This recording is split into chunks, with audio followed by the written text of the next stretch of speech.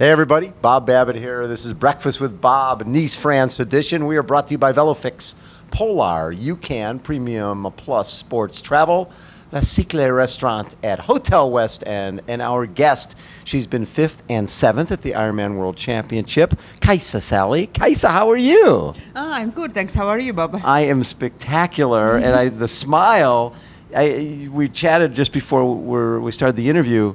This is your last year as a pro.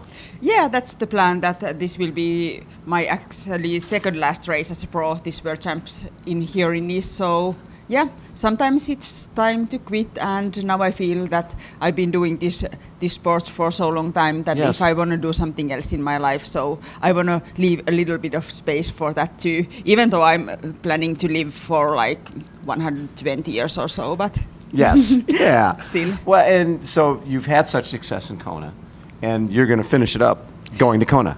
Yeah, like Kona is definitely the race that fires me up most. I think it's the biggest race in pro field and the biggest race in long distance triathlon, and I've been dreaming about it since I was 12 years old, so that's what motivates me the most, and that will be like my last race, and I really want to make sure that I'll be giving my everything. And this year in there. Last year when you did Kona, you didn't realize that you had a stress reaction of some sort leading into that race? Yeah, I was struggling with that kind of really weird nerve pains and cramping calves, like for the last 2 weeks before Kona. I was waking up during the nights, and at the end I wasn't able even to walk without pain, but yeah, somehow I was able to finish that race and pretty okay, and after the race I heard that my bones were like in really bad condition, So you, on a day you really are dealing with a stress fracture that would lay you up for a long time, you still finished 7th. Yeah, that was quite incredible. I think like it was like a lot. I was then coached by Siri Lindley, Yes. and Siri is like a really good psychologist, or how do you say it? Psychologist, so, yes. Yeah. I think like she gave me the energy to like go through that. So without her advices, I could never have done that. Right. So I'm really grateful to her. So what are you going to do? What's you got some big adventure planned? Yeah, after Kona we have been planning to go for an adventure with my husband. We would like to bike around the world. We haven't decided yet where to go, but maybe to South America or then Nepal, or yeah, we have a couple of options. So just to have a little bit different kind of fun that Yes. I've been having during the last years.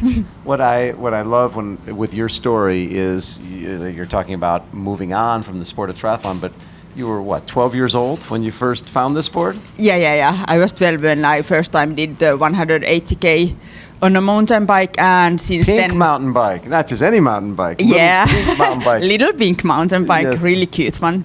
So since then I've been dreaming about Kona and Yes. racing there, and now I've been racing there 3 times, and I'm super grateful for that. But I still feel that I have something more to give to that island and to that race, and yeah, let's see what I can do in 5 weeks. Yeah, because it's what's been fascinating this year. You haven't done much racing, and because everything is about Kona. Yeah, everything is about Kona, so that's one reason why I haven't been racing that much. But it's also because I was healing the stress fracture Took a for while. a pretty long time, like until March or April. I wasn't able to run like full gas. Yes. And then I also wanted to prepare for this season a bit differently training-wise. Now I'm actually my head coach by myself, and I have a mentor, David Tilbury Davis, who is like helping me a Right.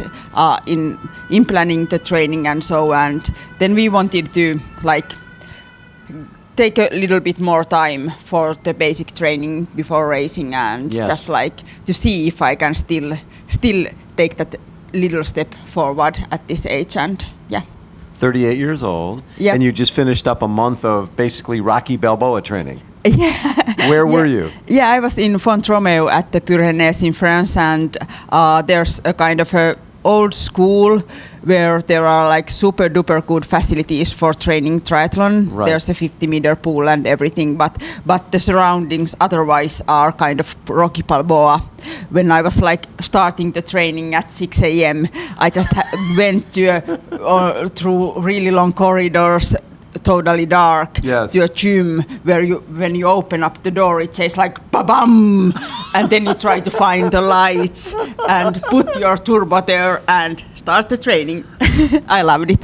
You did. You liked sort of the primitive, just being out there and just you and just working out every single day. Yeah, I really loved it, and there were lots of other athletes too. So it was nice to get to meet those like runners and trail runners, and yeah. And you saw Christian Blumenfeld was up there. Yeah, actually he was there just before us, Okay. and he's been doing quite well lately. So I think it's a good sign. Because you're up at altitude too.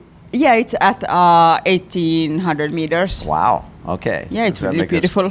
So this race is really just sort of a warm up for Kona for you. Yeah, a little warm up. A little World warm-up. Championship race. I don't know how can you come to a World Champ race as a training race. Yes. But anyway, like I haven't actually done 70.3 worlds ever. Ever? Yeah, So you might as well do it. Yeah, Your last I've year been as a pro. qualifying to it for a couple of times, but it's been like lately so far. Yes. So I didn't want to travel there. So now when it's here, so why not? I think it will be a really, really cool day. Like the women's field is like So deep. awesome, Yes. like really deep and huge, and the race course is like whoa.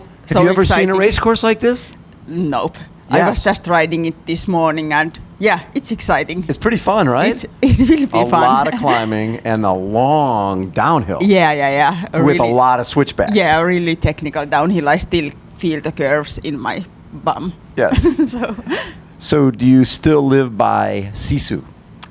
Definitely, yeah. And explain that for our audience. Yeah, Sisu is a Finnish word that does mean, I don't know if you could say katsi, anyway, like going beyond your limits. Yes. And going faster when you think that you are totally done. Just Right. finding that another gear, or like last year when I was racing with that stress fracture, I was able to, with the Sisu power, I was able to just put it away from my Sisu mind, power. and I didn't feel any pain. And I just thought that, okay, I've been running for 20 years, I'll just run and I don't listen to Yes. anything. So that's Sisu. So when you look back on your career now, because you'll be ending your career as a professional triathlete, what do you look at as maybe the most impactful race that you did, the race that meant the most to you? Oh, that's so difficult to say. There are so many of those. Like during my TU career, there were awesome races, like awesome, really big disappointments, but Yeah. also the good ones. And I do appreciate those both. I think the bad races are also the ones You that learn from them. Yeah, you learn so much from them. But maybe the biggest race has been anyway, like my first Kona. That was like something so incredible. What did you learn about yourself through that first Kona? That don't start the bike so fast and don't go faster than Rini in the first part of the run. If you are not fit enough. You're with the best runner in the sport. Don't run by her. Yeah, I just couldn't handle myself. I was like, You're so excited. I was so excited. You're like a kid in a candy store. I'm here at the World Championship. It was just like that. I was loving every single moment of Because that race. you've been wanting to be there since you were 12 years old. Yeah. But yeah, it was an awesome experience.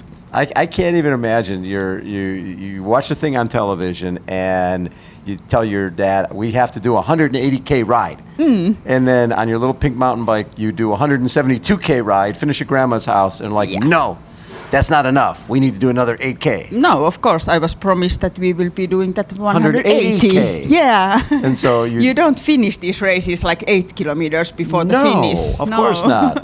That is very Yeah. cool. So when you look back on your career, has it been everything you wanted it to be?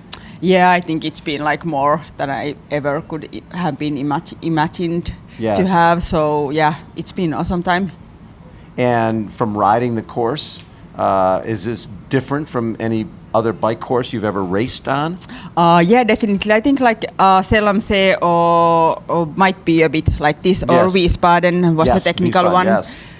Those I've done before, but this is definitely different. And actually, I don't even have so good plan how I will do it on Saturday. Like I don't have any like power numbers that I will be trying to hit, or I don't remember every corner. But Yes. I think that I have that 20 years of racing in my Your legs, legs. yes. So I'll just go by that Sisu and by my heart and see what happens. I love it. And then that's going to be fun for you to just travel the world, ride your bike, and not have to be anywhere. Yeah, You're looking forward to that? Yeah, I'm looking forward to that. I think it will be a fun time because then I don't have to be so careful all the time, and we can go hiking and do some really technical trails. And if I roll my ankle, it's like okay. It's not a big deal. No, then just a couple of days of relaxing and a bit more wine, and that's it. A bit more wine. I like Maybe, that. Yeah. Kaisa, thank you so much for taking time. It's always great to catch up with you and Thank enjoy. You. So really, you've got like a month left in your career. Yeah. Oh no. Kaisa Sali has been our guest, everyone. Hold on. We will be right back.